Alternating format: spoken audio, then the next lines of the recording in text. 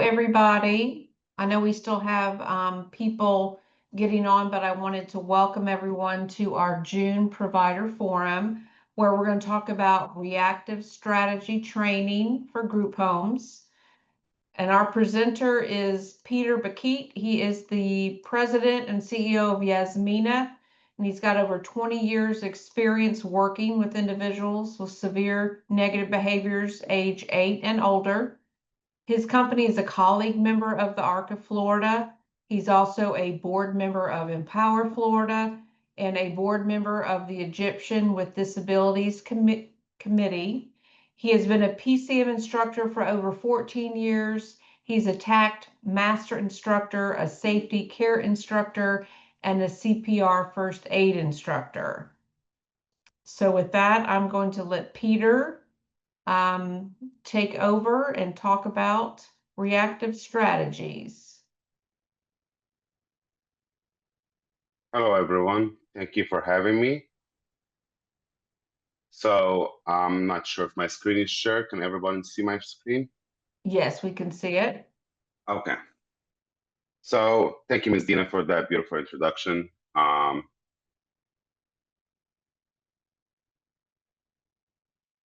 There we go. So I've been working for individuals with disability about 19, 20 years now.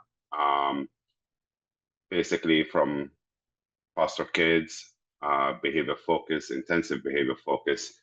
My passion at doing this started all the way when I was in Egypt. And when I moved to the United States about 26 years ago, I fell in love with it. So I've been doing it basically out of college ever since. I am also, as Ms. Dina mentioned, PCM instructor for over 15 years. I'm a safety care instructor, TACT international instructor. I'm actually due to do another training very soon in Dubai. And we recently did one in Lebanon. So we're going to be doing other trainings internationally very soon as well. And I'm also a CPR First Aid Instructor. So to get started, what is reactive strategy? And this is a question that we get all the time when we meet new providers or someone who is starting, turning their home from standard group home into behavior-focused group home. And the answer is very simple. Reactive strategy are actions or interventions that staff use in response to a behavior that has already happened, especially challenging or harmful behavior that are continuous. And remember, because we're going to be talking throughout the whole webinar about continuous behavior. In a group home setting for individuals with behavior needs, these strategies help to keep the person and others safe, reduce the intensity or duration of the behavior, and try to avoid making the situation worse. Now, we all are familiar with behaviors in our group home. We're familiar with children that we serve or adults that we serve. And we get that question all the time. Am I still in a group home? Do I need to have reactive strategy in place? The answer is always yes. Every human being God created, it has a behavior. It could be a small one, it could be a severe one, it could be a tantrum. They always have some kind of a behavior to express their feeling. You, me, everyone, we can probably manage sometimes our behaviors and control it. Unfortunately, our individuals that we serve, sometimes they go the extra yard, sometimes they cannot control that. So my answer to you, yes, you should always have some kind of reactive strategy training in place for your staff just to protect them and also protect the other clients in case one of the individuals decided to have a severe aggressive behavior. Now, why is it important? Reactive strategy are important because they keep people safe, reduce the impact of challenging behaviors, and support a calm and respectful environment. Everyone that owns a group home, even myself, we try to always have a happy day where we try to keep our individuals busy. Our consumers can sense it. They're, a lot of staff, when I do training, I always tell them, they are not just sitting there watching TV and they are fine. You have to keep them active. You have to keep them busy with something. You have to give them all the attention. And I always give them the example of our own children. When they sit in the room and they're making noises, they're fine. But the moment that they are quiet in the room, you know they're up to something. So it's the same thing when it comes to our individuals. Keep them always active. If you're on your phone all day and if you are busy with something else other than the consumers, they want that attention and they will get it out of you whether you like it or not. So you better give them that attention. You better keep them active, keep them busy, keep them occupied, entertain them, whatever necessary to keep their day always busy, especially in group home where many individuals with disability live together and need different level of support. Our consumers always have different needs. Some individuals, they just want to be on their electronic all day, which is, I personally do not encourage it. I think electronics is something that keeps them in that bubble of their own where they do not want to be involved with anybody. They don't want to be uh, busy with any activities in the community or even enjoying life. I saw a clip. I wish I can actually put on my PowerPoint. Back in the days, our moms used to yell at us to get inside. Nowadays, our moms are taking our electronics and want to kick us out of the house. They want us to enjoy the environment. They want us to enjoy everything that is around us, the trees, even seeing a simple squirrel running around, whatever that we can do to keep them busy. Now, remember, it is never a punishment. Reactive strategy is not something that we use as a punishment. We use it only to control the situation and try to help our individuals not getting hurt, not hurt others, and worst case scenario, not elope and end up getting, God forbid, hit by a car or anything like that. Now, what are reactive strategy trainings that I can train my staff in and it is approved by APD? There's a long list of trainings that is approved by APD on their apdcares.org website. ABC, CPI, CSPA, Prevent, NA, PPI, PCM, Safety Care, TACT. There's a long list of trainings, but the most important thing about these trainings is every one of them, it is approved, procedures are safe and effective. You just have to figure out exactly what is the difference between them. And that's what I'm going to be talking about next. What is the difference between these trainings and which one is better? All the reactive strategy training which are approved by APD are posted on their website, as I mentioned. All of them are very effective, but you need to pick one that is suitable with the clients that you serve and the staff as well. And this is the hard part, is finding a training that works suitable for your clients and for your staff. Even the space in your group home and the decoration on your wall. And I will explain to you in a minute why these are all important. Now, before I continue with this training is not to encourage providers to pick one training over the other or to promote a specific reactive strategy course. As Ms. Dina and I mentioned earlier, I am an instructor for several trainings. Do not call me and tell me which training will be better. Is it PCM better than TACT? Is it TACT better than safety care? Which one is suitable? You are the group homeowner. You know the clients that you serve. You know the staff physical situation with them. So you're the one who can actually make a decision to pick the proper one for the clients you serve and the staff physical fit. I'm going to be showing you some pictures, and we will not mention in these pictures which training it is or which one is belonged to, but these are some examples. But before we do that, I wanted to also explain to you why do we mean when the staff physical fit and the clients that we serve as well. Some clients have medical and physical condition. For example, if you have a client who is 6'1", and you have a staff who is, let's say, 5'4", some procedures to do on that client, it will be very difficult to restrain that client with. And when the client feel like you cannot control them during a restraint procedure, their behaviors gets much, much worse, or as we call it, escape from the procedure.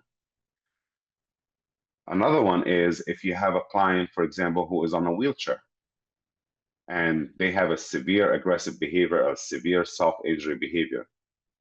It's very difficult on some of the procedure and some courses to actually manage to restrain an individual during that situation. I've seen providers, they use certain trainings where they actually have to unbuckle the individual from the wheelchair. They have to pull that individual off the wheelchair so they can manage to do some kind of a reactive strategy procedure, which again, it makes it very difficult to try to unbuckle someone, pull him out of the wheelchair, put him in a certain procedure, which is effective, by the way, and it's approved. But at the same time, there's a lot of, could be spitting, biting, hitting, a lot of things that could happen until you can manage to actually control that individual during this procedure. Most importantly, there's also individuals that could have a rod in their back, or they have some kind of a medical situation where placing them face down in a certain procedure, placing them face up or on their back, placing them against a wall or against a mat that's on the wall, you also have to be careful with that. And doctors lately, they've been very specific with this. You know, if you have a behavior focused group home, you do know that you need to have a signed form from the doctor that you can use some kind of a certain reactive strategy procedure. I've seen doctors who very specific, they want to know what is the procedure exactly, how is it being done. So they need to make sure that this procedure will not harm the consumer medically.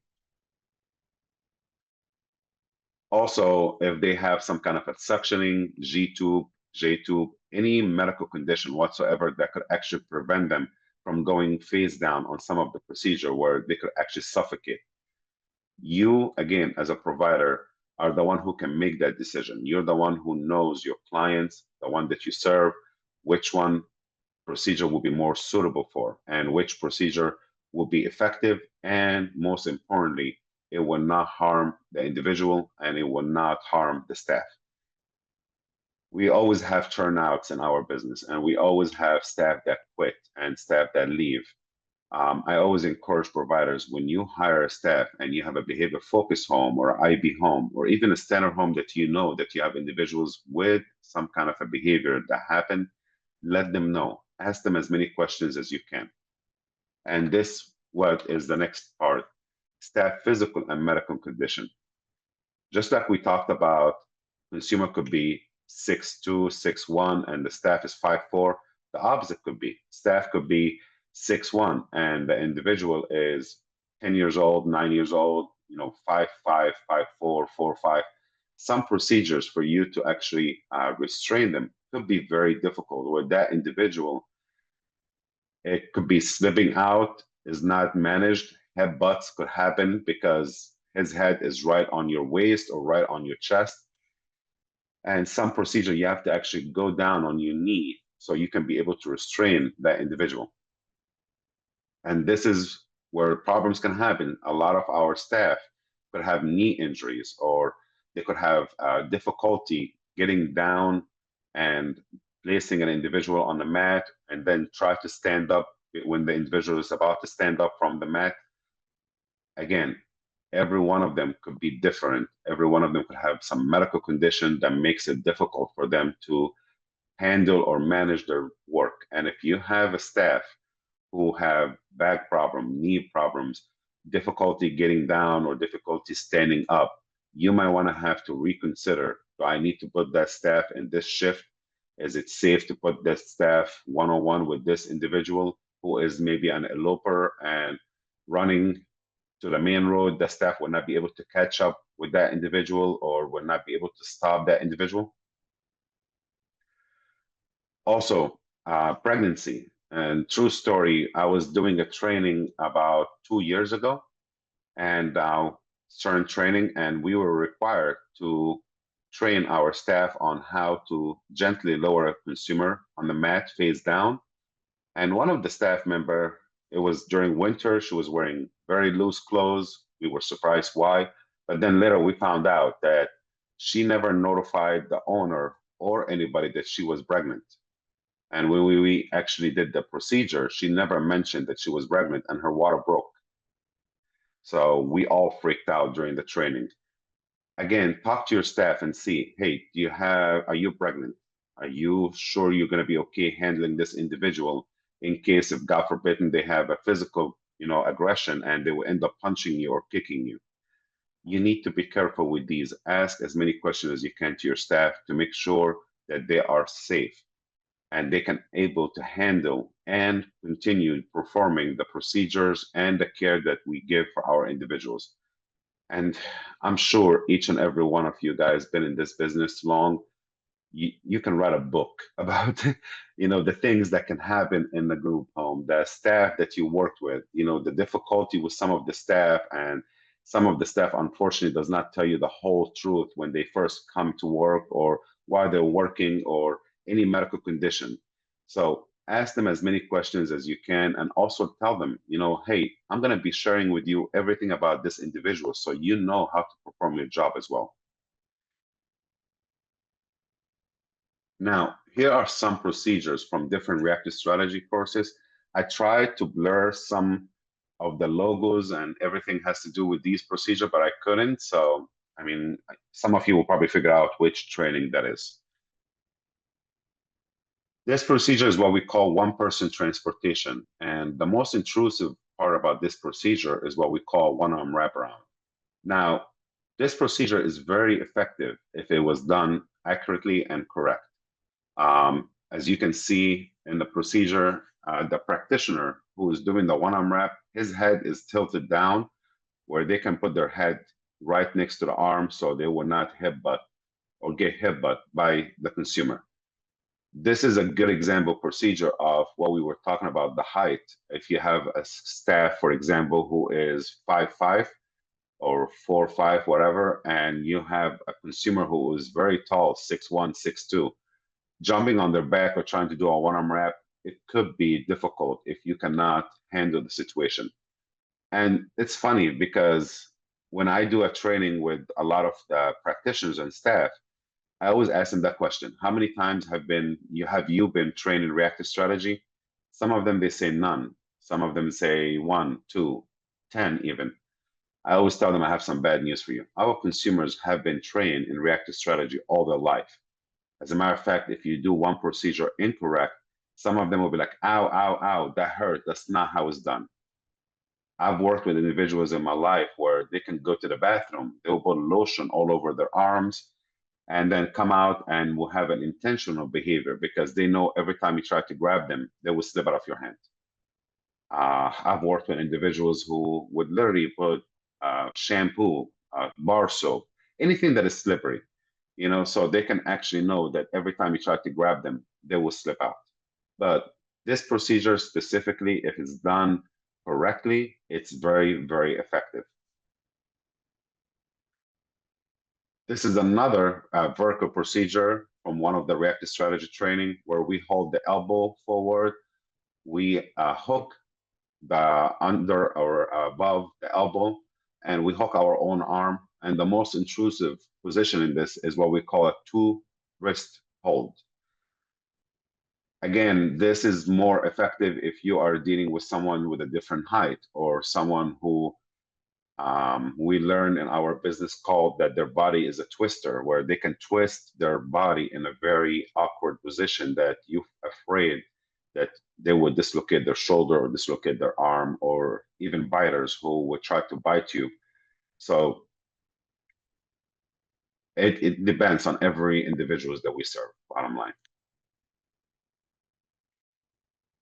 This is another vertical procedure from another training, which is the most intrusive position in this is what we call wrist tricep in a 90-degree angle. I've seen this procedure being used for a lot of individuals who are very tall, who are very heavy set, where doing, for example, a one-arm wrap or doing a two-wrist hold could be very difficult to do it around their body. So a lot of group homes end up getting trained in this particular training.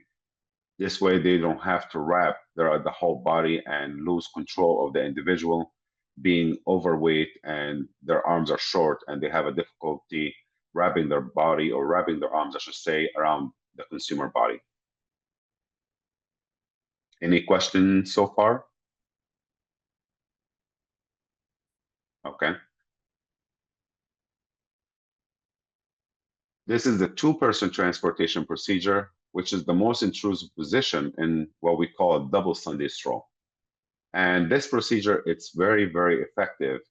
Every time that we do training, we always encourage owner of the business to train as many people in their business as they can.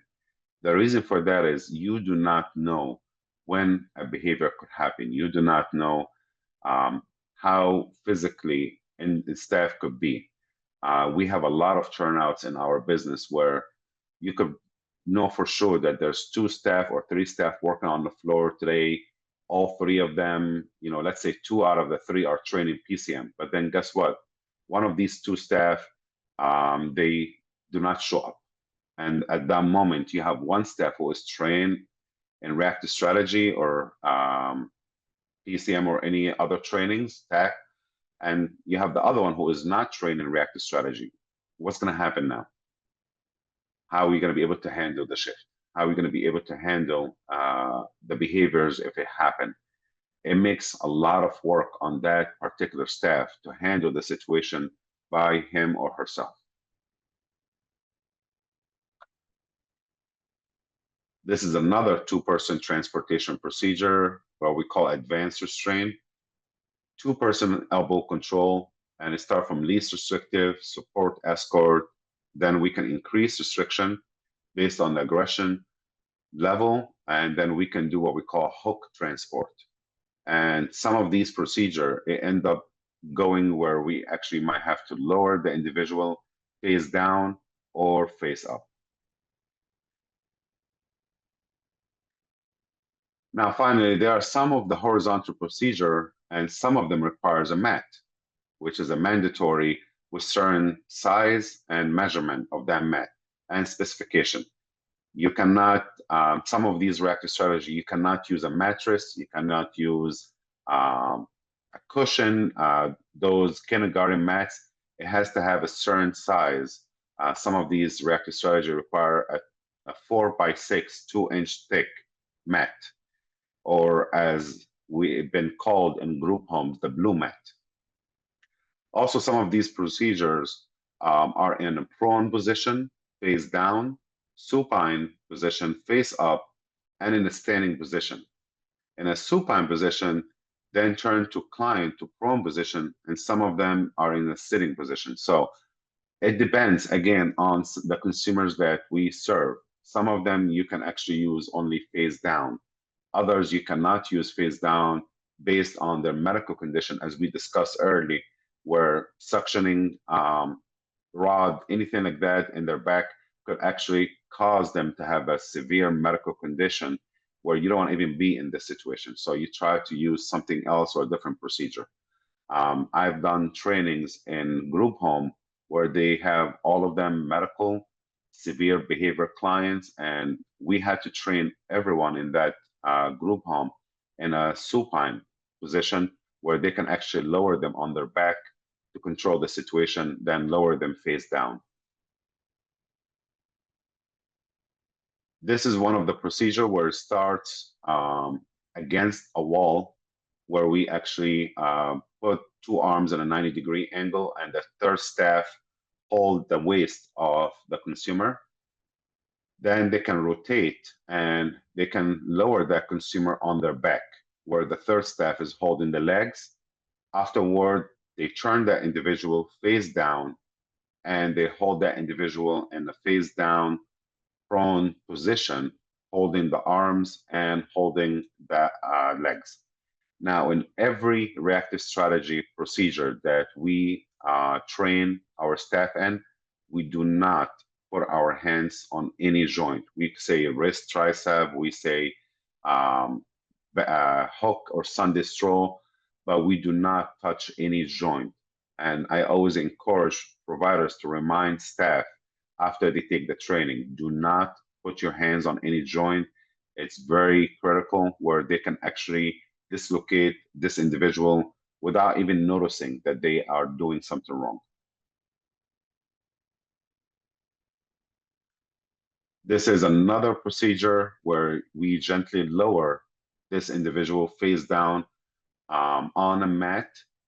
And this is what we call a prone bar procedure, where you hold in the wrist, the tricep, or above the, the wrist, I should say, knee and ankle on top of the ankle. And it can be done with a minimum of 2 staff. And 99% of procedures that we teach, you must have at least a minimum of 2 staff to actually gently lower the individual safely. This is what we call a supine position, where we are lowering the consumer on their back, holding the arms. And in this particular reactive strategy training, for supine procedure, you must have a 3rd staff. You cannot do supine procedure with only 2 staff. So you have to think about that, very carefully. If you are going to be accepting an individual in your group home, and let's say everyone in that group home, you can do prone procedure on or face down, but you decided to accept a consumer who you cannot do prone on, but you can do supine, you must at all time have a 3 staff in the group home working in all shift, just in case if you have to lower the individual on their back and you have to do the supine position. This is what we call advanced restraint. It's a 2 to 3 person elbow control against the wall. Most restrictive standing, hold, pin, and hinge. We use this to stabilize only. Assess for more restrictive attempt to move if stable. No pressure on chest or cavity.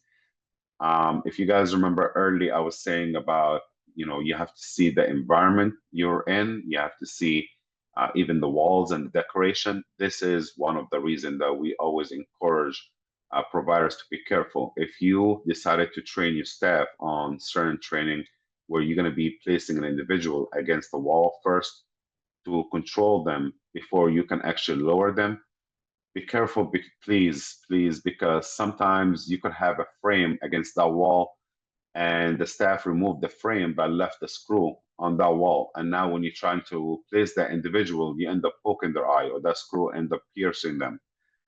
Also, I've seen some group home where they place a mat against a wall and they make that wall particularly just for doing certain procedure, which is, it's a very good idea, but what if this individual have a severe behavior in their bedroom and that particular location that you place the mat on in the living room, you're going to be grabbing that individual and taking them all the way to the living room so you can do the procedure?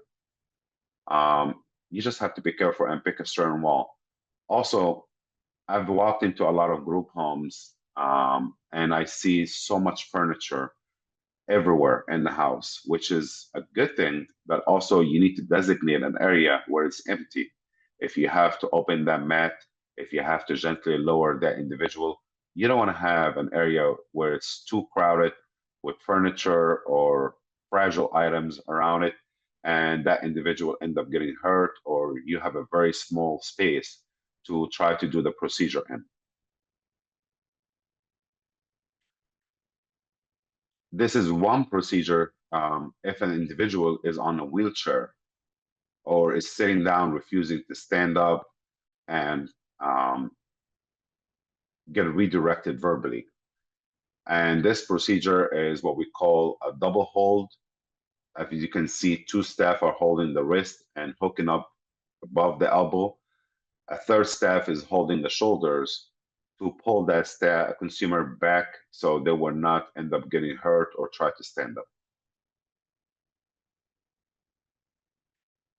This is another procedure where we actually gently lower that individual. First, we have to make sure that they hit the ground carefully and gently, please, down first with their butt, and then we can actually hold them in this 90-degree angle where he is sitting down, his legs are straight, and we are 1 knee down, 1 knee up, and holding in a hooking position. And as you can see, it could be very difficult for someone with a knee problems or pregnancy or back problem to be in this situation where you have to be crumbled basically in this situation. Now, is it worth it financially to change my house from a standard home to a behavior-focused home? And would it make a difference in the referrals I get? We've seen a lot of group homes that are standard, and they were like, no, no, no, no, I don't want to deal with behavior focus. No, it's, you know what? I heard it could be a nightmare. I heard that, I have to put locks or alarms on my windows and alarms on my doors, and I have to have the staff lock the knives. Every individuals that we serve has a behavior. And if they don't have a behavior, trust me, they will have a behavior. I don't care how nice, sweet they are. Every one of our individuals, we always use that example when we do training. I always ask the staff who have small children, I tell them, do you remember the first time you heard your child say a bad word? And you were like, oh my God, where did he learn that word? He knows or she knows it's wrong to say that word. They could be in a daycare, they could be somewhere, and another student say that bad word. And they saw that the teacher punished them or give them attention. Now they want that attention. So they come home and they do it, or they say that bad word to see what is your reaction when they say it. A lot of our consumers, they use a lot of verbal, junk behavior that they don't even understand what these words mean. They just heard it and maybe someone laughed when they say it, or they give them that attention, like, oh my God, how did he say that? And now they think that it's funny or good, so they just rap it all the time.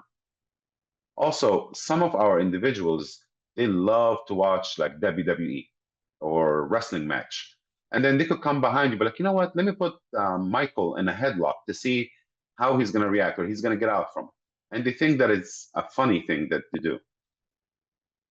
So is it worth it to change my home? Absolutely. Because nowadays, and everyone I'm sure are dealing with shortness of consumers. A lot of us are dealing with individuals that we're not getting refers for. APD and a lot of other agencies, they put individuals with crisis and severe situation, could be family or could be a crisis or Baker Act or jail, anything like that. They put them as a priority to get approved for funding. I've seen group homes who are standard. They probably get one refer maybe once a month or once every 4 or 5 months. And I've seen group homes that are behavior focused and IB that they're literally getting refers almost 2 or 3 a week. And I always tell them, read it carefully, check it, read the base, read the behavior plan, read the behavior focus approval. Make sure that you can actually handle that individual when you accept them. It is not just an individual that you take and you don't even know if you can handle them or not. Will it make a difference in refers I get? Absolutely, 100%. Now, this is the question that, again, I always get. What do I need to do to change my home from a standard to a behavior focus? There are certain steps that you can do to turn your home from standard to behavior focus. First, you need to complete a reactive strategy training with an APD trainee. They always post on apdcares.org the upcoming training, which region that training will be in, and you just go there to learn about reactive strategy, how to do a reactive strategy report, which all reactive strategy report must be turned in by the 5th of every month. You need to find a level 1 behavior analyst that contract with you to become the oversight or your oversight for the group home. A big mistake that a lot of group home owners does is they ask behavior analysts, are you a behavior analyst? Yes. Can you become the behavior focus for my home? Some of them, they're like, okay, I'll do it. Let me just find out exactly how. And that behavior analyst is a level 3 or level 2. APD is very specific. They wanted to make sure that it's a level 1 behavior analyst to be the oversight. You need to train, you and your staff need to complete a reactive strategy training, which, again, the list is long on apdcares.org. And I hope now you understand which training could be more suitable for the clients and the providers. And also you need to finish an initial behavior assistant training. which is a 20-hour course. Some of the reactive strategy training, it's a 2-day. Some of them are 3 days. Some of them are by the hour, like 22 hours to become a certain level. After you get all that ready, you need to request for an expansion on iConnect. Back before iConnect, we used to communicate with the behavior department in APD and tell them, hey, I would like to turn my home into behavior focus. And then they'll request for you to send whatever document and go from there. Now, it's been explained to me and notified by the behavior department in the Suncoast region that if you are not a behavior focus and you request to turn your home into a behavior focus, you need to do an expansion Bakhit. And if you even a behavior focus and now you're requesting to turn your home into an intensive behavior focus, you need to do an expansion Bakhit on iConnect. That expansion Bakhit, from what I was told, it could take up to 90 days until they actually look into it. They request certain documents to be uploaded, like your agreement with APD, your policies, your liability insurance, certain things that they will need for you to upload for you to request for that expansion. Also, you need to create a behavior focus proposal packet and upload it now on iConnect, so they can approve you to change your home to a behavior focus. When you do the behavior focus proposal packet, make sure that if you are not familiar with the proposal, I do have one. I'd be more than happy to share it with the ARC of Florida. But you need to be careful because I get a lot of phone calls from providers. Hey, I got this proposal packet from a friend of mine who is a provider. I turn it into APD and they refuse it or they did not accept it. They say that something has to do with medication. So when I read that proposal packet to help them out, I found out that they put, like, for example, psychotropic medication will be used to control the individual or restrain the individual. And this is a big no-no when it comes to behavior focus. We cannot use certain medication or psychotropic medication to control the individual or to handle the behavior. Some of them, they say that we're going to be using some kind of a mechanical restraint, to control the consumer's behavior. And again, in behavior focus, we cannot use mechanical restraint to control the situation, like putting this individual in bracelet or put them in a locked bracelet. Some of them, they use seclusion room, and you have to read that packet. If you're going to end up getting a packet from someone to help you, you do not know if that provider is having an IB home, enhanced IB home. You don't know. So that packet might not be suitable for you for what you will be providing or the kind of a behavior that you're going to be providing. And it's that easy. It's not, it's not that a lot of documents, not a lot of, hard work. As a matter of fact, I've seen a lot of behavior analysts who have a proposal packet. They sit down with you, they discuss it word by word so you understand what is going on. And they also show you how we're going to be moving forward, requesting for behavior tool, how we're going to move forward, training the staff on monthly behavior tool, how we're going to be doing meetings, how we're going to educate the staff on behavior plans. You just have to find the right behavior analyst who is willing to dedicate a lot of time to actually help you and help the staff learn and moving forward, train on how to handle any behavior.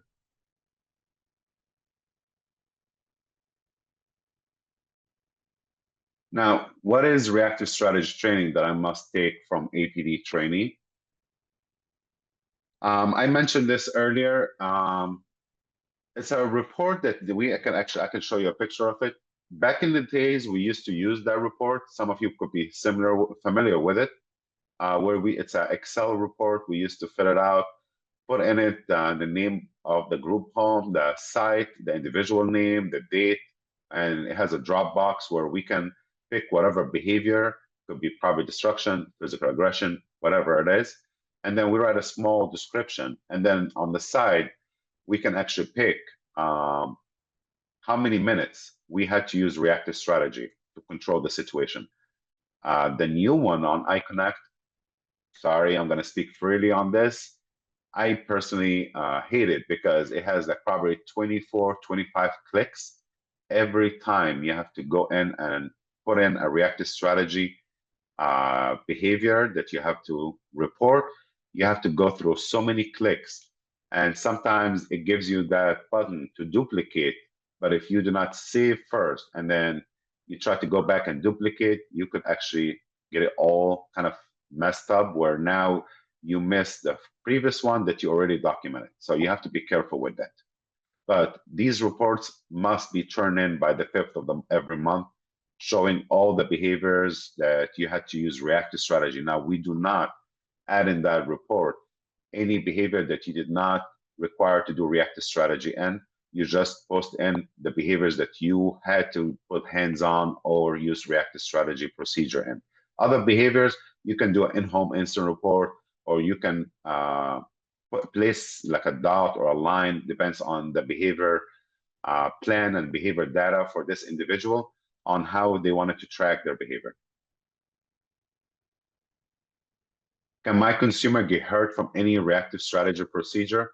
The answer is simply no. All approved APD reactive strategy procedure are safe on the consumer and the staff, as long as the procedure is performed correctly. Now, if you remember earlier PowerPoint slide, I was talking about continuous. You need to make sure that your staff, if they're writing an incident report or if they are dealing with a certain behavior and they had to use reactive strategy, they need to make sure that this behavior is continuous. It's not a one thing. So if that consumer, for example, hit his face and stop, can you put hands on? No. If this individual grab a cup and he throw it, on the floor, can you put hands on? No. It has to be a continuous behavior for you to actually put hands on and try to control the situation, but not just a one incident. The biggest reason some of these procedures are not effective, it has to do with poor training or staff not performing the procedure correctly. I personally, every time I do some kind of reactive strategy training, at the end of the training, my entire arms are bruised. And the reason for that is when I perform the training, I do not just show the procedure. I do not just read the book or the material and explain to the staff about the material and explain them how to do the procedure. I personally, part of the training that I do, I act as if I have a severe behavior and they have to actually restrain me. And I wanted to feel how they're going to be controlling the consumer. Some of them could be like big guys, and when they put me on a certain procedure, I like scream, ow, ow, ow. This way they know that, hey, you're putting too much pressure on my muscle. You could bruise me, you could bruise the consumer. You need to ease back, you need to be careful. And some other staff, they think that it's a joke or it's funny. So when they do the procedure, I slip out of it. And I'm like, you see, you could literally get hurt right now. If that individual slip out of the procedure, they could attack you and hurt you. It is not a joke. It is very serious. And I try to make it as much fun as I can, but at the same time, I like to dedicate a certain time during my training where I act like I'm having a behavior just to see and to make them feel comfortable, doing the procedure. Now, I'm gonna say some of the questions that we get a lot, when we do these trainings. And maybe that could answer some of you guys' questions. If not, if you have any other question, I'll be more than happy to take it afterward. How many staff do I need to set up a training? You need, based on the training that you choose for your company, you could be needing no less than 3 staff. We will never be able to train any 2 staff on a certain procedure that requires to gently lower that consumer down on a mat or anything like that. You need a minimum of 3 staff. Can I have my staff train in different multiple reactive strategy training? The answer is no. APD are very specific with that. They want a company to be trained on one certain reactive strategy. You cannot have multiple reactive strategy training for your home. You cannot, for example, and I'm just going to speak about the trainings that I am instructor in. You cannot have staff, half of your staff training PCM, while the other half of your staff are training TACT. If you're going to be using PCM, all your staff have to be PCM. If you're going to use TACT, all your staff have to be trained in TACT. What are the total staff requirements to get certified to meet 65G8, which is the behavior ruling in APD? It depends on the proposal package that you will send to APD, behavior department. Most regions requires a minimum of 75% or more of your staff to be trained in a certain reactive strategy. I personally, as I mentioned earlier, encourage you to train all your staff just in case. You never know if you have a shortage. You never know if you have a situation where you might need extra staff to be working on the floor. Now, where does the training take place? We can actually do your training at your group home. I personally travel all over counties in the state of Florida. I do trainings all over United States, Canada. I do trainings all over Europe as well. I do speak several languages, so it kind of helped to do some of the trainings overseas as well. But we can come to you. You're more than welcome to come to our training facility and take the training there, whatever works out for you. Do I know right away if I pass my training? Some of the trainings that we offer, you actually finish the test, we correct the test right away, and we can actually issue the certificate for you on the spot. Other trainings, they require us as instructor to collect the test, collect the bubble sheet, collect the application, and return everything to their headquarters. They're the one who correct the test and see if you pass or not, and they're the one who issue your certificate, and they email it or they post it on their website where you can go in with your last four digits of your social and your personal email to pull out your certificate. If I live outside of Pinellas County, how can I set up a training for my company? I am honored to be a master trainer for some of these agencies. I can actually, if you decide to be or want to train somebody in your company to be a trainer, I can actually come and train multiple of people in your company to become a trainer. This way, you don't have to worry about calling or setting up a training just because you have one or two or three people that needs a training and you live, let's say, all the way in Miami or in Jacksonville, and you have a difficulty finding an instructor to come all the way there just to train 3 or 4 of the staff that you have. Do I provide any training? Yes, as I mentioned earlier, I provide CPR, first aid. I provide, well, I don't personally provide, but throughout the years, we built a beautiful network in Pinellas County where we have behavior analyst level 1 that we set up a training in our training center, and they come and they can train as many people that they need behavior assisted training. And we also contracted with several nurses that they do the 65G7 medication training, and they can also come and train your staff in medication training if necessary. And we send a calendar at least once or twice a month with the upcoming training and the location where it's going to be at.